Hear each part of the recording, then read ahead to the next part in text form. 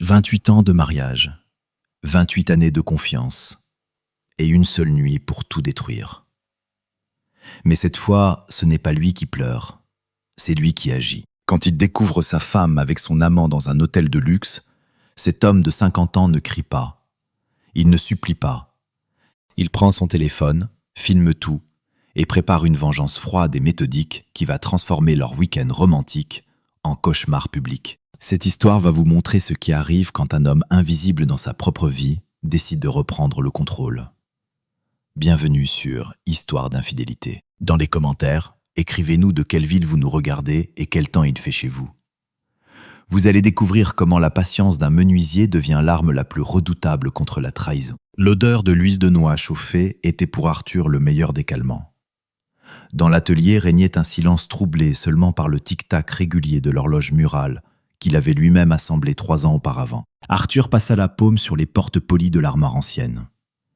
Une surface lisse et chaude, comme la peau d'un être vivant. Pendant 2 semaines, il avait lutté contre les fissures, sélectionné les plaquages, œuvré sur la composition du vernis. Et maintenant, ce géant du 19e siècle semblait respirer la gratitude. Arthur aimait le bois pour son honnêteté. Si tu commettais une erreur, le bois ne restait pas silencieux, ne faisait pas semblant que tout allait bien pour ensuite te poignarder dans le dos. Il montrait simplement le défaut. Avec les gens, tout était bien plus compliqué. Il épousseta son tablier de poussières invisibles, bien qu'il n'y ait plus de copeaux depuis longtemps. Arthur était méticuleux. Il éteignit la lumière, laissant l'armoire dans l'obscurité, et sortit dans la fraîcheur du soir. Jusqu'à la maison, il n'y avait que 15 minutes de trajet. Mais chaque fois qu'il tournait la clé dans le contact de son vieux 4x4 bien entretenu, il se surprenait à penser qu'il ne voulait aller nulle part. L'appartement l'accueillit avec une propreté stérile et l'odeur d'un diffuseur de luxe aux senteurs de brise marine. Aucun confort. Seulement des surfaces brillantes, des détails chromés et la lumière froide des spots encastrés. Catherine était assise dans la cuisine, le nez plongé dans son ordinateur portable. Ses doigts au vernis parfait martelaient le clavier en rafale. Elle ne leva même pas la tête quand Arthur entra. « Le dîner est au frigo, réchauffe-le toi-même », lança-t-elle sans cesser de taper. « J'ai un délai pour la stratégie, je vais encore passer 2 heures là-dessus. » Arthur hocha silencieusement la tête. Il sortit un récipient contenant quelque chose de sain et, à en juger par l'aspect, absolument insipide. Du quinoa avec de la dinde vapeur, apparemment. Catherine était obsédée par le mode de vie sain et l'image. « Ah oui, j'allais oublier. » Sa voix changea, devint plus dure, comme si elle s'adressait à un subordonné. « Ce week-end, nous partons à la campagne dans un éco-hôtel, la Vallée Verte. » Arthur se figea, fourchette en main. « Catherine, je prévoyais de terminer les plans pour... ce n'est pas négociable. » Elle se détacha enfin de l'écran et le regarda. Dans son regard se lisait une fatigue mêlée d'irritation. « C'est un séminaire d'entreprise, du team building pour les cadres supérieurs et leurs partenaires. Le directeur général sera là, les investisseurs aussi. J'ai besoin d'une promotion. Et pour ça, je dois démontrer loyauté et stabilité. Les valeurs familiales font partie du package. Stabilité, donc je suis nécessaire comme accessoire. » Arthur eut un sourire amer, mais il sortit de travers. « Ne commence pas, » fit Catherine avec une grimace. « Reste juste là-bas 2 jours. Mange de la bonne nourriture. Promène-toi dans la nature. On ne te demande qu'une seule chose, sourire, hocher la tête et, pour l'amour du ciel, n'assomme personne avec tes histoires de menuiserie. Il y aura des gens du secteur des hautes technologies. Ils ne sont pas intéressés par les variétés de teinture et les particularités du séchage du chêne. Sois juste mon mari, silencieux et présentable. » Arthur sentit monter en lui une vague amère. Il était habitué depuis longtemps à ce que, pour sa femme, son travail soit une sorte de passe-temps étrange. Le caprice d'un raté qui avait autrefois été un ingénieur prometteur, puis avait dégringolé jusqu'au travail manuel. Mais aujourd'hui, ces mots blessaient particulièrement. Il voulait lui parler de l'armoire, de la beauté avec laquelle la texture du noyer avait pris vie sous l'huile. Mais il comprit que ces mots se briseraient simplement contre son délai de livraison. « D'accord, dit-il doucement, j'irai. » Plus tard, quand Arthur était déjà couché et tentait en vain de s'endormir en fixant le plafond blanchâtre, il entendit Catherine sortir sur le balcon pour téléphoner. La porte était entr'ouverte. laissant entrer dans la chambre étouffante les bruits de la vie nocturne et des bribes de phrases. « Oui, tout est confirmé. Bien sûr qu'il vient. »« Non, Rémi, ne t'inquiète pas, il ne comprendra rien. Il vit dans son monde, dans la sueur. » Catherine rit doucement, et ce rire n'était pas du tout celui qu'Arthur avait entendu ces 5 dernières années, sec et professionnel. Celui-ci était vivant, enjoué. Oui, un bagage nécessaire. Tu connais la politique de l'entreprise. Nous sommes une grande famille. Il faudra traîner cette valise sans poignée pour respecter l'étiquette. À demain, je t'embrasse. Le mot bagage resta suspendu dans l'air, lourd et visqueux. Arthur ferma les yeux. Son cœur battait si fort qu'il semblait résonner dans ses tempes en écho sourd. Il ne bougea pas quand sa femme revint se coucher, sentant la menthe et le froid. Des lunettes roses qu'il portait malgré tout encore, essayant de justifier sa froideur par la fatigue et la carrière, se brisèrent. Le samedi matin s'avéra ensoleillé, d'une luminosité railleuse. Le trajet jusqu'à la vallée verte prit environ 2 heures. Catherine conduisait elle-même, agressivement, avec assurance, doublant sans cesse les conducteurs tranquilles et commentant leur capacité mentale entre ses dents. Arthur était assis sur le siège passager, regardant défiler par la fenêtre les forêts et les champs interminables. Il se sentait comme un prisonnier qu'on transférait dans une colonie pénitentiaire aux conditions améliorées. L'éco-hôtel était un amoncellement de chalets en bois à la mode, dispersés sur le flanc d'une colline. Tout ici criait l'harmonie avec la nature, pour très cher. Des allées en pierre naturelle, absence de plastique, des serveurs en chemise de lin. Mais derrière ce tableau pastoral, Arthur, en professionnel, voyait autre chose.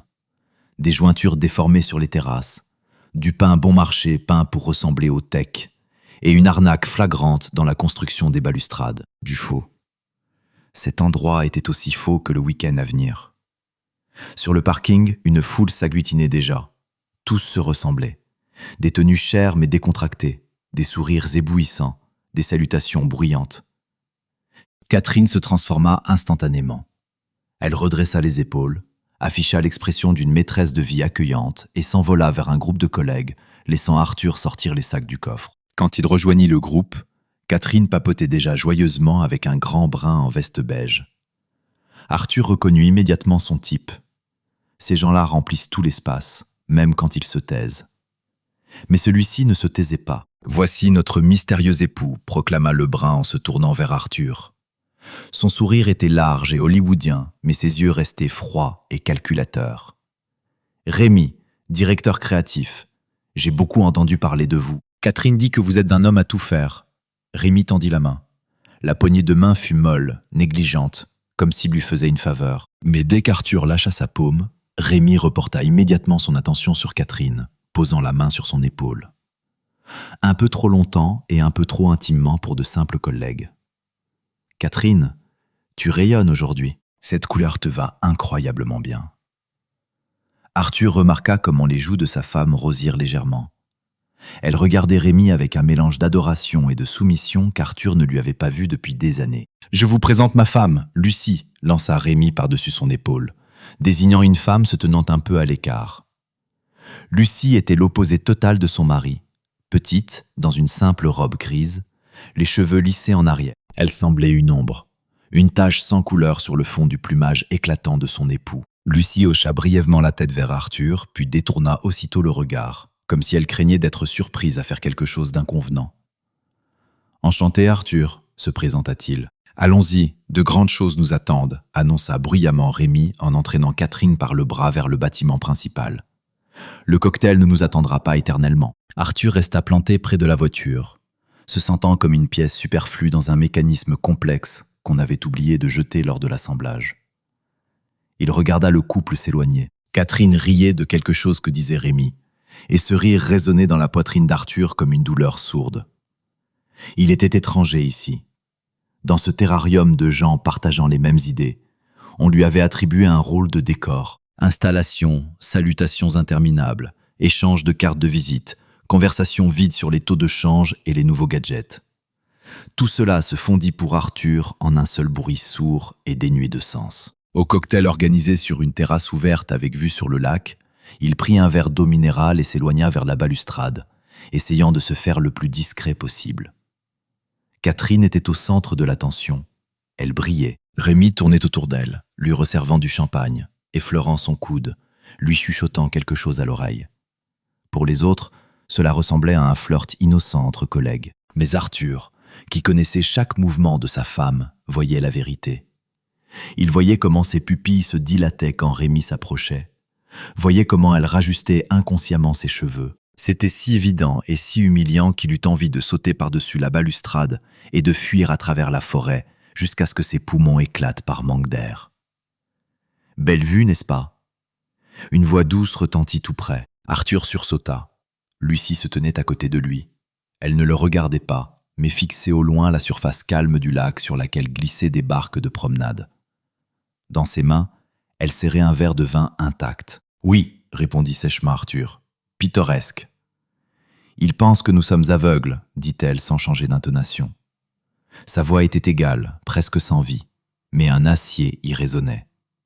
Ou stupide, ou tellement habitué à notre statut de meuble qu'on peut ne pas nous prendre en compte. Arthur tourna lentement la tête. Lucie regardait toujours l'eau. « De quoi parlez-vous » demanda-t-il, bien que son cœur ait déjà raté un battement, pressentant la réponse. Lucie se tourna enfin vers lui. Dans ses yeux gris bouillonnait une mélancolie noire et sans fond, mêlée de rage, qui mit Arthur mal à l'aise. « De mon mari et de votre femme, Arthur. J'ai les clés de leur salle de négociation secrète. Je pense que nous devrions discuter de l'ordre du jour. » La partie officielle de l'événement commença une demi-heure plus tard. Tout le monde fut parqué dans une salle de conférence aux baies vitrées pour écouter une conférence sur la synergie d'équipe et le leadership émotionnel. Catherine était assise au premier rang, notant attentivement quelque chose dans un carnet. Rémi était bien sûr à ses côtés, se penchant de temps en temps vers elle avec des commentaires. Profitant de l'agitation, Arthur se glissa hors de la salle par une porte latérale. Lucie l'attendait sur le sentier menant à la rivière, loin des regards curieux. Ici, c'était calme. Le bruit de l'eau se déversant sur les pierres apaisait. Mais à l'intérieur d'Arthur, une tempête faisait rage. « Vous avez dit que vous aviez des preuves » demanda-t-il sans préambule dès qu'il l'eut rejointe. Lucie sortit silencieusement son téléphone, le déverrouilla et le tendit à Arthur. « Rémi est un narcissique » dit-elle d'une voix incolore. « Il ne supprime jamais les conversations. Pour lui, ce sont des trophées. Il a synchronisé son téléphone avec sa tablette. » Arthur prit le téléphone. Ses doigts tremblaient traîtreusement. Il commença à faire défiler. Messages, photos, dates. Cela ne durait pas depuis 1 ou 2 mois. 6 mois. 6 mois de mensonges. Tu étais incroyable aujourd'hui. J'ai hâte d'être au week-end. Ce menuisier sinistre ne soupçonnera rien. J'ai tout prévu. Il vient avec nous.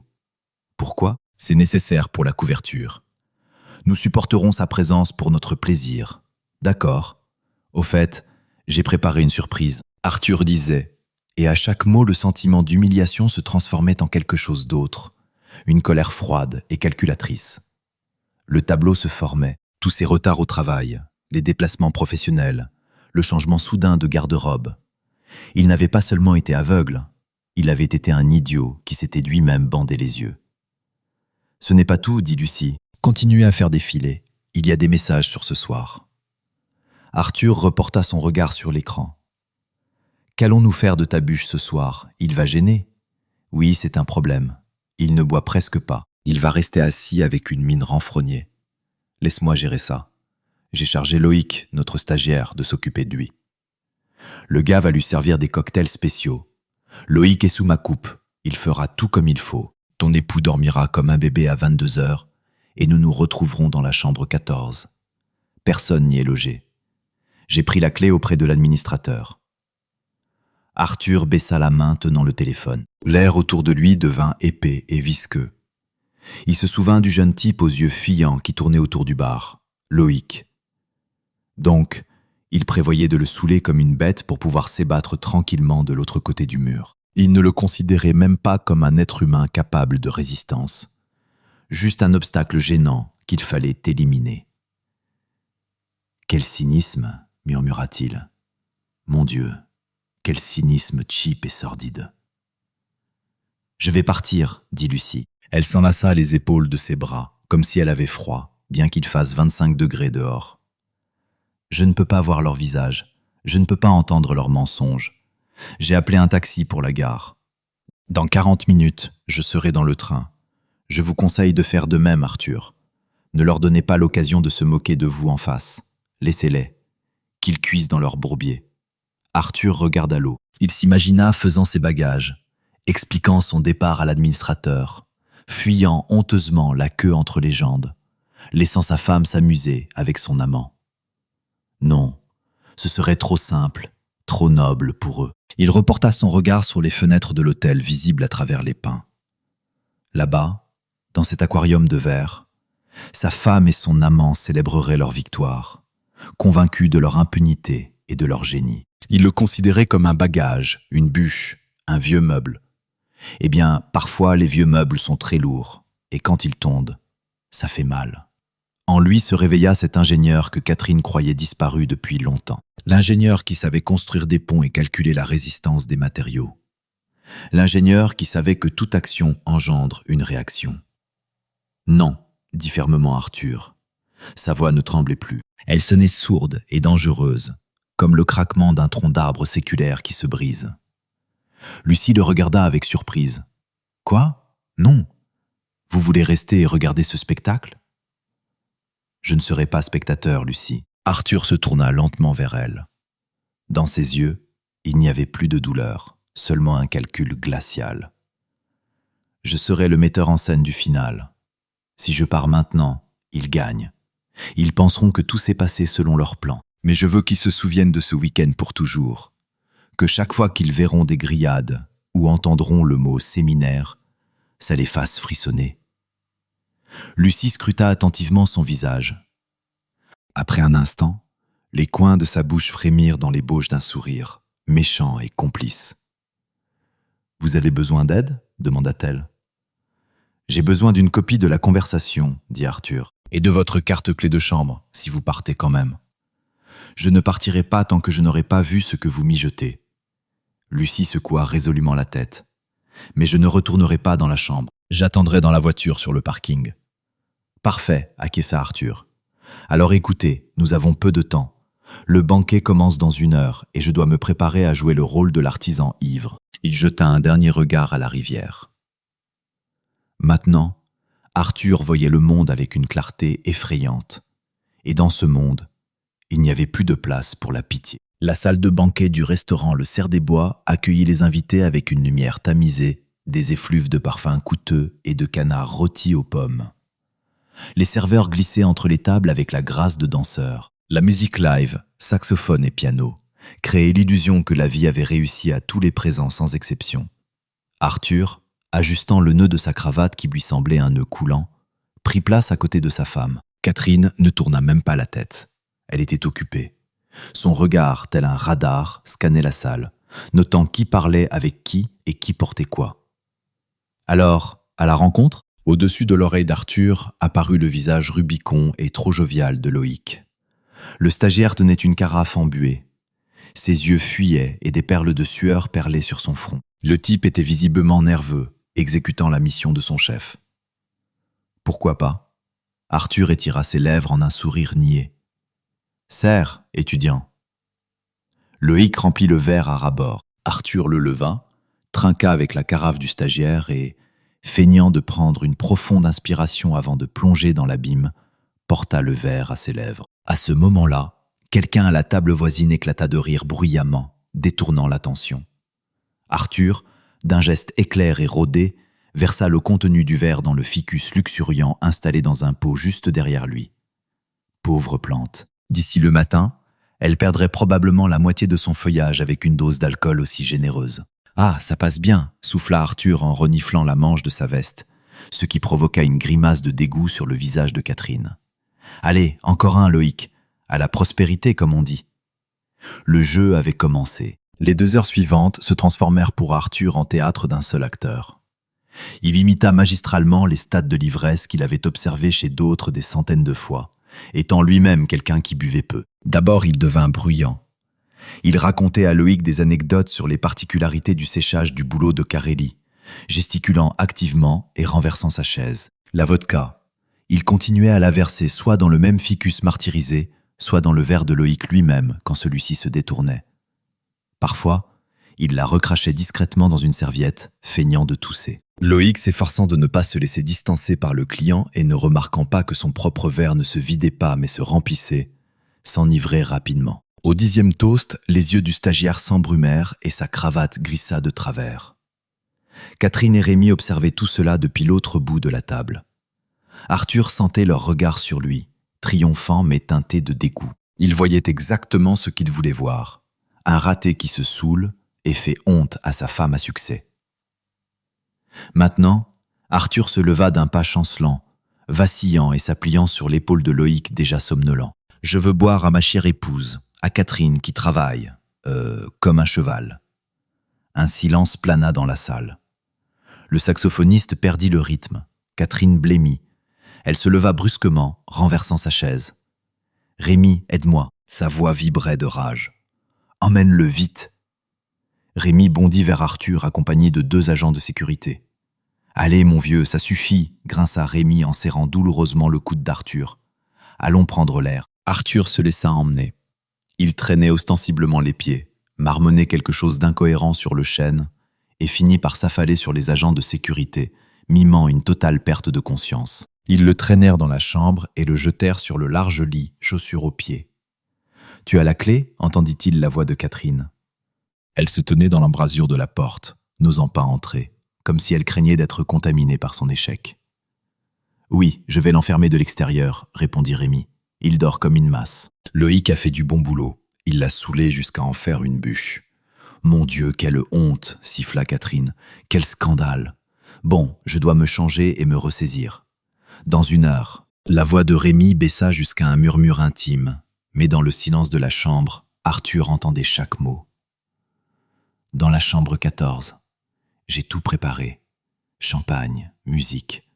Je t'attends, ma reine. » La porte claqua, la serrure se verrouilla. Les pas dans le couloir s'estompèrent. Arthur ouvrit les yeux. Il n'avait pas la moindre trace de trouble. Il s'assit sur le lit, rajusta sa veste et regarda sa montre. 22h05. Il avait 55 minutes pour transformer leur soirée romantique en cauchemar nocturne. Il s'approcha de la porte-fenêtre du balcon, fermée à clé. Mais pour quelqu'un qui sait comment fonctionnent les serrures, ce n'était pas un problème. La fine lime métallique qu'il portait toujours dans son portefeuille avec un ensemble de mini-outils entra dans la serrure. 2 mouvements précis, un déclic, et le chemin vers la liberté était ouvert. L'air nocturne ne frappa au visage avec sa fraîcheur et son parfum de résine. Arthur sortit sur le balcon, 2e étage. En bas, une pelouse soignée et des buissons de genévrier. Une caméra de surveillance pendait au coin du bâtiment. Son voyant rouge clignotait paresseusement, scannant l'entrée. Les balcons restaient dans l'angle mort. L'architecte de cet hôtel de luxe avait manifestement pensé davantage au design qu'à la sécurité. Arthur se pencha par-dessus la balustrade. Les supports en bois soutenant les balcons étaient ornés d'un treillis décoratif, une échelle parfaite. Il vérifia la solidité de la fixation. Du travail bâclé, bien sûr, mais cela supporterait le poids d'une personne. Avec une agilité inattendue pour sa corpulence, Arthur enjamba la rambarde et commença la descente. Le bois grinça sous son pied, mais le son se noya dans le bruit du vent jouant dans les cimes des pins. Une fois au sol, il se plaqua contre le mur sombre de la fondation. Son cœur battait régulièrement. L'adrénaline ne troublait pas son esprit, mais au contraire, rendait sa vision aussi aiguisée que celle d'un prédateur nocturne. Il se glissa dans l'ombre des tuyas décoratifs, contournant les zones éclairées des allées. Sur le parking, des phares clignotèrent. C'était Lucie. Elle lui avait laissé la carte-clé de la chambre 14 sous un pot de fleurs à l'entrée du spa, comme ils en étaient convenus par message. Mais Arthur n'avait pas encore besoin de la carte. Il devait s'assurer. Il se faufila jusqu'au bâtiment éloigné où se trouvait la chambre 14. C'était une demi-suite au 1er étage, avec une entrée séparée et une terrasse cachée des regards indiscrets par un lierre épais. Les fenêtres brillaient d'une lumière chaude et tamisée. Les rideaux étaient tirés, mais pas complètement. Ils avaient laissé une fente. La suffisance de gens convaincus que le monde entier tourne autour d'eux. Arthur monta silencieusement sur le plancher en bois de la terrasse et jeta un œil par la fente. Ils étaient là. Catherine, déjà en peignoir de soie, était assise dans un fauteuil avec une coupe de champagne. Rémi, à genoux, lui baisait la main. L'image était si vulgaire, comme découpée dans un roman sentimental bon marché, qu'Arthur faillit vomir. Mais il n'y avait pas de douleur. À l'intérieur, là où ce matin encore bait une plaie ouverte, il n'y avait maintenant que du vide. Un vide stérile et froid. Il n'aimait plus cette femme. Il regardait une inconnue qui lui avait volé 5 ans de sa vie. Ce sentiment de libération était grisant, plus fort que n'importe quel alcool. Il n'était plus un mari trompé. Il était un juge exécutant une sentence. Arthur recula dans l'ombre des buissons et attendit. Le temps s'étirait lentement, mais il savait attendre. Le métier de menuisier enseigne la patience. Le vernis doit sécher, la colle doit prendre. Le temps passa. La lumière dans la chambre ne s'éteignit pas, mais la musique se tut. L'activité derrière la fenêtre cessa. Arthur attendit encore quelques minutes par précaution, puis s'approcha de la porte-fenêtre et colla son oreille contre le verre. Silence, troublé seulement par une respiration régulière et profonde se transformant en léger ronflement. Rémi ronflait. Ce détail, Catherine ne le connaissait apparemment pas encore. Arthur appuya sur la poignée de la porte, ouverte. Ils n'avaient même pas verrouillé la porte de la terrasse, tellement ils étaient sûrs de leur sécurité et de leur intimité, ou avaient simplement oublié, enivrés par la passion et l'alcool. Il entra dans la chambre. Une odeur lourde de musc, de champagne renversé et du parfum de sa femme le frappa au nez. Sur la table, des bougies achevaient de se consumer. Les amants dormaient sur le large lit, éparpillés dans des directions opposées. Le drap avait glissé, révélant des détails peu esthétiques de leur corps. Sans vêtements, sans maquillage et sans pose, ils paraissaient pitoyables. Des gens ordinaires d'âge moyen et fatigués. Arthur sortit son téléphone. Sa main ne tremblait pas. Clic. Encore un. Gros plan des visages. Plan d'ensemble avec les affaires éparpillées. Cela suffirait. Pas de partage de biens, pas de dispute. Échec et mat. Il rangea son téléphone et inspecta la pièce. Les vêtements étaient éparpillés partout. Le pantalon de Rémi sur le buste, la robe de Catherine par terre, la lingerie sur les dossiers des chaises. Arthur commença méthodiquement à tout ramasser, absolument tout. Chaussures, chaussettes, chemises, même la cravate de Rémi. Il agissait rapidement et silencieusement, comme un fantôme. Il rassembla tout en un énorme tas, l'enveloppa dans la nappe de la petite table après avoir balayé les restes de fruits. En sortant par la terrasse, il jeta un dernier regard aux dormeurs. « Faites de beaux rêves », articula-t-il silencieusement. Dehors, il faisait calme. Arthur, avec son lourd baluchon, rejoignit la place centrale du complexe. Ici, au centre d'un bassin décoratif, se dressait la fierté de l'hôtel, la statue de l'unité corporative. C'était une construction métallique abstraite, rappelant des corps entrelacés ou des racines d'arbres. Laide et prétentieuse. Sur un banc près du bassin dormait Loïc. Le stagiaire n'avait pas atteint sa chambre, s'étant évanoui à l'air frais. L'un de ses pieds, dans une basket de marque coûteuse, pendait jusqu'au sol. L'autre, nu, reposait sur le banc. La deuxième basket traînait à côté. Arthur s'arrêta. L'humour noir qui sommeillait en lui depuis des années releva soudain la tête. Il s'approcha de Loïc et retira délicatement la basket restante. Le type ne fit que claquer des lèvres dans son sommeil. « Désolé, mon gars, » murmura Arthur. « Tu as choisi le mauvais camp. » Prenant son élan, il lança les 2 baskets au centre du bassin. Plouf, plouf. Les chaussures coulèrent lentement, créant des cercles à la surface de l'eau. Maintenant, l'essentiel. Arthur s'approcha de la statue. Il déroula la nappe. La robe de Catherine, le pantalon de Rémi, leur lingerie. Tout cela partit dans l'eau de la fontaine entourant la statue. Le tissu s'imbiba, devint lourd et malléable. Arthur commença à nouer. Il connaissait des centaines de nœuds. Il attachait les vêtements mouillés aux barres métalliques de la statue, de sorte qu'il était impossible de les défaire à la main. Après 15 minutes, la statue de l'unité s'était métamorphosée. Elle était maintenant décorée comme un sapin de Noël surréaliste. C'était un monument à la stupidité et au mensonge humain. Arthur s'essuya les mains. Le travail était terminé. Il ressentait de la fatigue, Mais c'était une fatigue agréable, comme après avoir bien fabriqué une armoire. Il se dirigea vers les grilles sans se retourner. Le gardien au poste de contrôle dormait, plongé dans ses mots croisés, et ne remarqua même pas l'ombre qui glissa au-delà du périmètre. La route jusqu'à la gare ferroviaire passait par la forêt. Il n'y avait pas de lampadaire. Seule la lune éclairait le chemin, transformant les arbres en sculptures argentées. Arthur marchait vite. L'adrénaline reflua, cédant la place à une prise de conscience froide. Sa vie passée était terminée. Plus de maison, plus de famille. Devant lui, l'inconnu. Mais chose étrange, cet inconnu ne l'effrayait pas. Il sentait l'herbe nocturne et la liberté. La gare l'accueillit avec son vide et une ampoule clignotante sous l'auvent de la billetterie.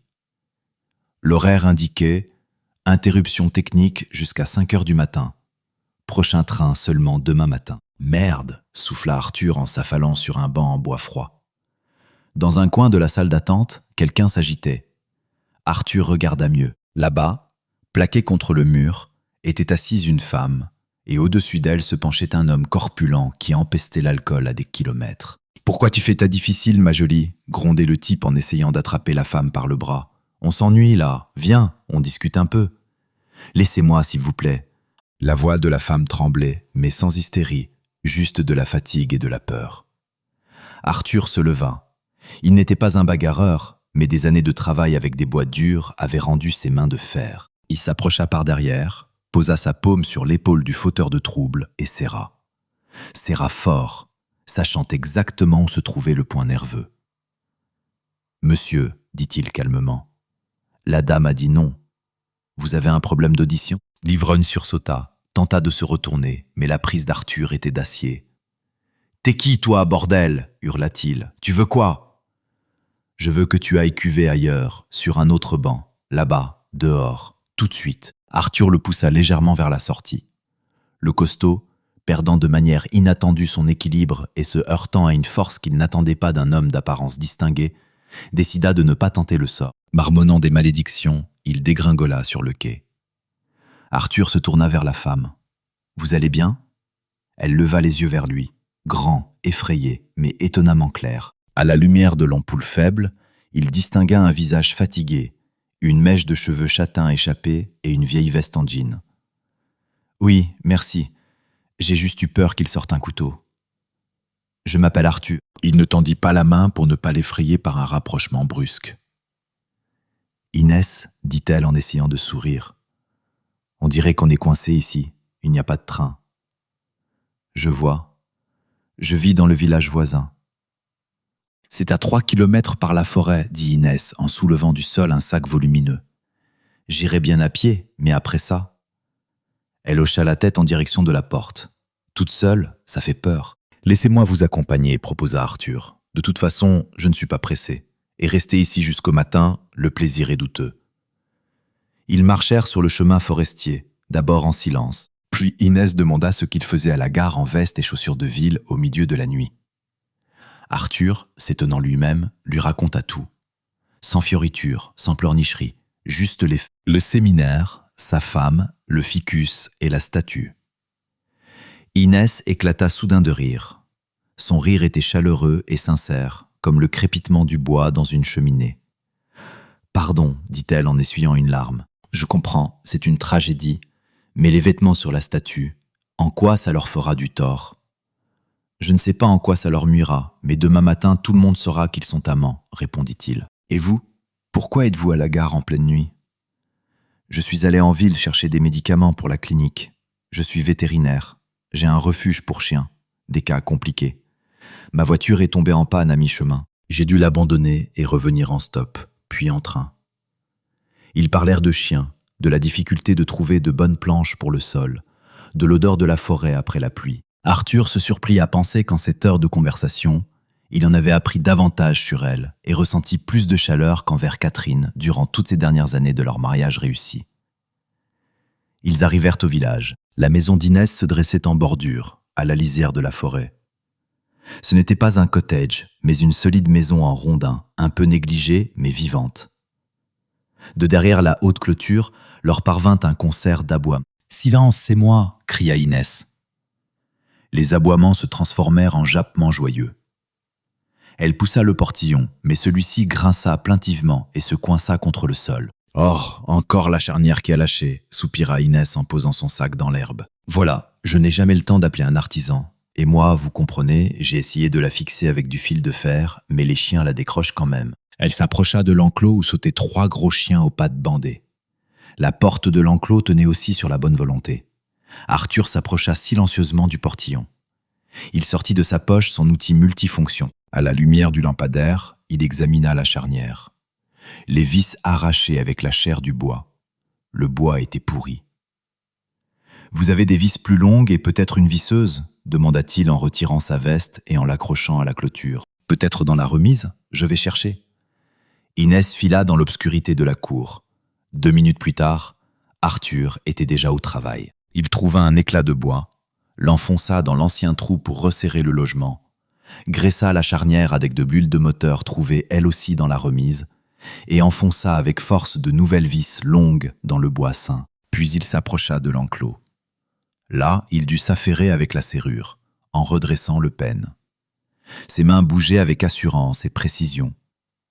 Il ne pensait pas qu'il portait une chemise coûteuse, qu'il était fatigué. Il réparait simplement le monde autour de lui.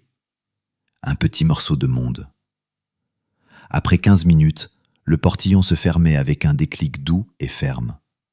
La porte de l'enclos tenait comme neuve. Arthur essuya ses mains sur le chiffon proposé et se tourna vers Inès. Elle se tenait sur le perron, enveloppée dans un châle, et le regardait. Dans son regard, il n'y avait pas cette évaluation à laquelle il était habitué. « Es-tu utile pour ma carrière ?» Elle le regardait comme un miracle, comme un homme qui était venu et avait silencieusement fait ce qu'il fallait. « Vous êtes un magicien, Arthur, dit-elle doucement. Vous prendrez un thé ? J'en ai au thym. »« Volontiers, répondit-il. Au thym, c'est bien. » Le soleil matinal qui filtrait à travers les épais rideaux de la chambre 14 était impitoyable. Il ne réchauffait pas, mais semblait éclairer chaque grain de poussière, chaque erreur de la soirée d'hier. Catherine ouvrit les yeux et les referma aussitôt, assaillie par une douleur lancinante aux tempes. Sa bouche était sèche, comme si elle avait mâché du sable. À côté d'elle, Rémi émettait des sons ressemblant au gémissement d'une bête blessée. La romance de la nuit s'était évaporée, laissant derrière elle une lourde odeur d'alcool et une sensation poisseuse de honte. « Quelle heure est-il » croissa Rémi sans décoller les paupières. 9 heures du matin. Catherine s'assit sur le lit, essayant de rassembler ses pensées. « Il faut partir avant que quelqu'un nous voie. Où sont mes vêtements ?» Elle balaya la pièce du regard. Vide. Le fauteuil sur lequel reposait hier sa robe de soie était vide. La chaise où pendait le pantalon de Rémi était nue. Par terre, il n'y avait ni chaussures, ni lingerie, ni même de chaussettes. « Rémi !» La voix de Catherine trembla. « Où sont nos affaires ?» Le directeur créatif se redressa brusquement, ce qui fit grimacer son visage de douleur. Il tourna des yeux hagards, inspectant la chambre. « Je ne sais pas. Peut-être la femme de chambre ?»« Quelle femme de chambre, bordel !» Catherine bondit, serrant le drap contre sa poitrine. « C'est la blague idiote de quelqu'un. Loïc, tu disais qu'il était saoul ? » « Je vais le tuer, gronda Rémi, réalisant toute l'horreur de la situation. Il faut rejoindre mon bâtiment. J'ai un jeu de rechange dans ma valise. Tu proposes qu'on traverse tout le complexe en drap ? Catherine courut à la porte, tira sur la poignée, fermée à clé. Il n'y avait pas le choix. Le seul chemin passait par la terrasse. Ils sortirent dehors, enveloppés dans les draps blancs de l'hôtel, ressemblant à des toges de patriciens romains à l'époque du déclin de l'Empire. Catherine essayait de rester dans l'ombre des tuyas, mais l'aménagement paysager de l'hôtel était traîtreusement ouvert. Il devait passer devant la piscine et la place centrale pour atteindre le bloc résidentiel. À cette heure, l'hôtel vivait déjà pleinement. Les collègues, ragaillardis après le café du matin, se rassemblaient pour le petit déjeuner. Certains faisaient leur jogging, d'autres discutaient des résultats de la formation d'hier. L'apparition de Catherine et Rémi dans une tenue si extravagante produisit l'effet d'une bombe. Les conversations se turent.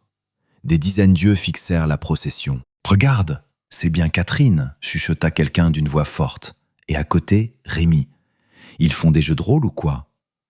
Catherine sentait le rouge envahir son visage, son cou, ses épaules. Elle, la dame de fer, directrice du développement, marchait pieds nus sur le carrelage froid, serrant contre sa poitrine un tissu d'autel sous le regard de dizaines de smartphones. Elle entendait les clics des appareils photo. Demain, ces photos seraient dans tous les chats de travail. C'était la fin. Pas seulement un scandale, mais l'anéantissement de sa réputation. Mais le véritable coup les attendait sur la place. Au centre du bassin décoratif s'élevait la statue de l'unité corporative. Aujourd'hui, elle avait une autre allure. Les structures métalliques étaient généreusement ornées de vêtements. Le pantalon de Rémi, noué d'un nœud marin, pendait aux branches. La robe de Catherine enlaçait le tronc, et tout en haut, tel un drapeau de capitulation, flottait de la lingerie de dentelle. La foule autour de la statue ne cachait pas son hilarité. Les gens pointaient du doigt, filmaient des vidéos. « C'est une installation !» cria quelqu'un du service marketing. « La vérité nue du business !» Non loin de là, sur un banc, Loïc dormait toujours. Il était pieds nus. Rémi, voyant son stagiaire et ses vêtements, perdit le reste de son sang-froid. La rage mêlée d'humiliation demandait un exutoire. Oubliant qu'il ne portait qu'un drap, il bondit vers le type endormi et donna un coup de pied violent dans le banc. « Espèce de petit connard !» hurla Rémi d'une voix qui partait dans les aigus. « Qu'est-ce que tu as fait ?» Loïc se réveilla en sursaut, ne comprenant rien. Voyant devant lui son patron furieux, il leva instinctivement les bras devant lui. Rémi fit un geste pour frapper, mais le drap glissa traîtreusement, s'emmêlant dans ses jambes. Le directeur créatif agita ridiculement les bras et s'effondra sur la pelouse, entraînant le stagiaire avec lui. Ils se débattaient dans l'herbe, le patron et le stagiaire terrifiés. Ce n'était pas un combat de titans, mais une misérable bagarre de bac à sable. La foule hurlait de rire. Le directeur général observait cela depuis le balcon de sa suite, sirotant lentement son café. Son visage n'exprimait rien de bon. Catherine n'attendit pas la fin de cette scène. Elle se précipita vers son bâtiment en se cachant le visage dans les mains, sans regarder où elle allait. Après avoir demandé qu'on lui ouvre la porte, elle attrapa d'abord son téléphone. De doigts tremblants, elle composa le numéro de son mari. « L'appareil de l'abonné est éteint ou hors de portée du réseau », informa une voix mécanique indifférente. Catherine s'effondra par terre, dos appuyé contre la porte. Le puzzle se formait. Arthur. Ce n'était pas la bêtise d'un Loïc Quivre, c'était son mari silencieux et pratique.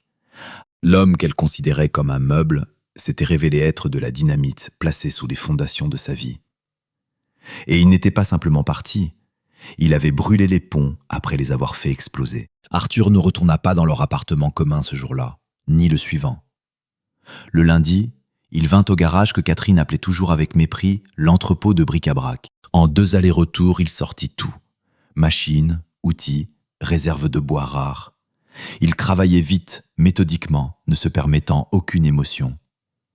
Le refuge temporaire devint la maison d'Inès. Cette décision lui vint facilement, comme si cela devait être ainsi. Inès ne posait pas de questions inutiles. Elle lui attribua simplement une chambre au rez-de-chaussée et lui montra le chantier. La clinique vétérinaire d'Inès, située dans l'annexe de la maison, gelait en hiver. Les entrepreneurs locaux avaient tellement bâclé la tuyauterie que le système de chauffage fonctionnait mal. Arthur, se rappelant son passé d'ingénieur, se plongea dans les calculs. Il disparaissait dans la chaufferie pendant des journées entières. L'odeur de soudure, de métal et de graisse d'étanchéité devint son nouveau parfum. Il coupait les anciens joints, ressoudait les raccords, changeait les pompes. C'était du vrai travail. Pas du brassage de papier, pas de faux sourires au séminaire, mais un travail réel dont on pouvait sentir le résultat sur sa peau. Au bout d'une semaine, quand il démarra la chaudière et que les radiateurs commencèrent à se remplir d'une chaleur vivifiante, Inès entra dans la chaufferie avec un plateau. Dessus se trouvaient 2 tasses de thé et une tarte maison aux érelles. « Tu as accompli un miracle », dit-elle en touchant le tuyau chaud. « Maintenant, je n'ai plus peur du froid. » Arthur essuya ses mains sur un chiffon. « Ce n'est pas un miracle, Inès, c'est de la thermodynamique. » Elle le regarda comme Catherine ne l'avait jamais regardé, avec respect et une tendresse tranquille. « Pour moi, c'est un miracle. Merci. » Le divorce, Arthur le confia à un avocat, un professionnel impitoyable que des connaissances lui avaient recommandé. Quand Catherine reçut la notification et tenta de faire un scandale en menaçant « Je vais tout te prendre, même tes rabots », l'avocat posa simplement une clé USB devant son juriste. Dessus se trouvaient les photos de la chambre 14 et l'enregistrement audio de la conversation sur le bagage. Mon client est prêt à ne pas rendre ces documents publics si votre partie signe un accord de partage volontaire où chacun garde ce qui lui appartient, annonça sèchement l'avocat. L'appartement est à vous, mais vous versez une compensation pour la part d'Arthur, le garage et la voiture pour lui. Catherine signa les papiers en silence. Elle savait que si ces photos émergeaient, sa carrière toucherait définitivement à sa fin. La vie commença à prendre de l'élan. Arthur n'avait pas l'intention de vivre au crochet d'Inès.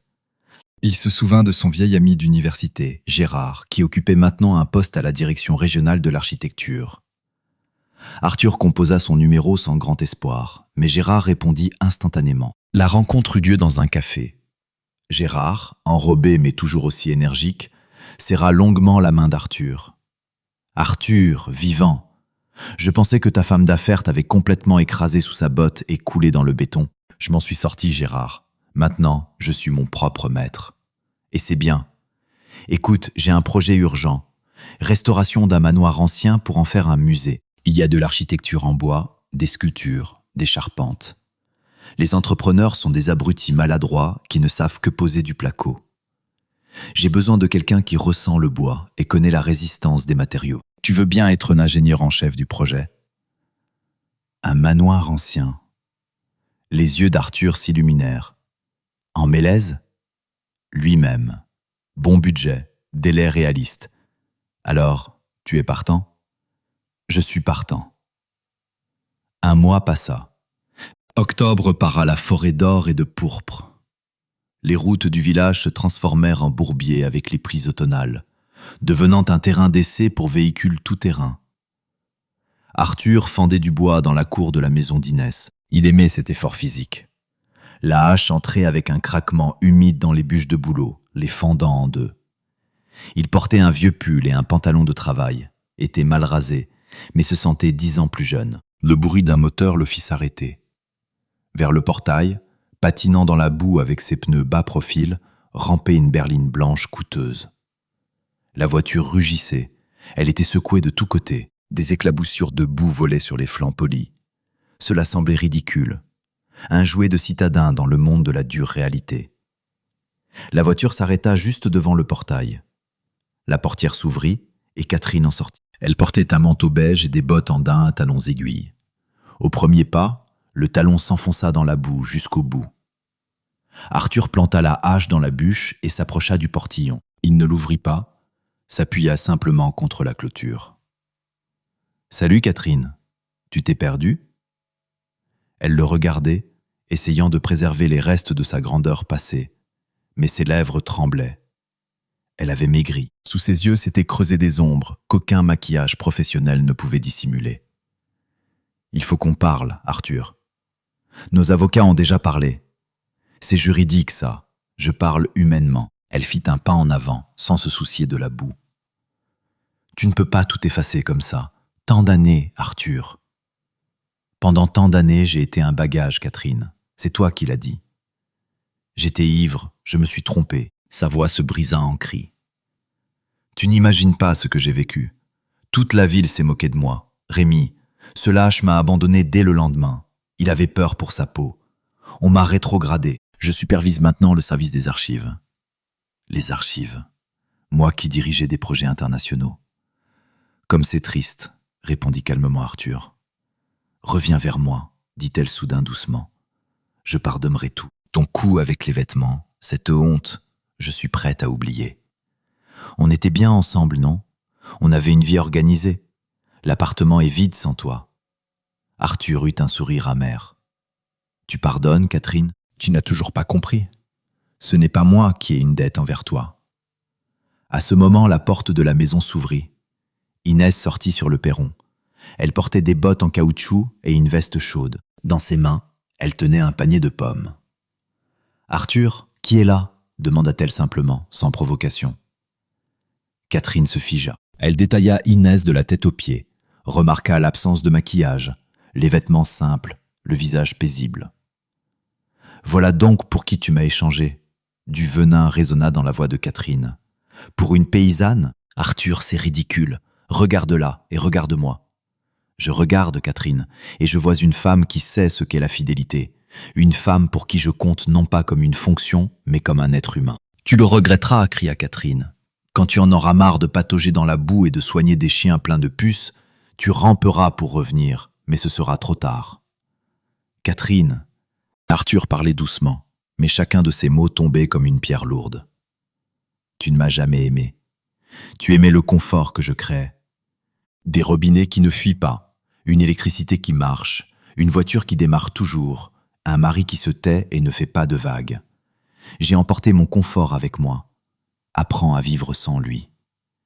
Le silence s'abattit sur la rue. On n'entendait que, quelque part au loin, un chien qui aboyait et le vent qui bruissait dans les cimes des sapins.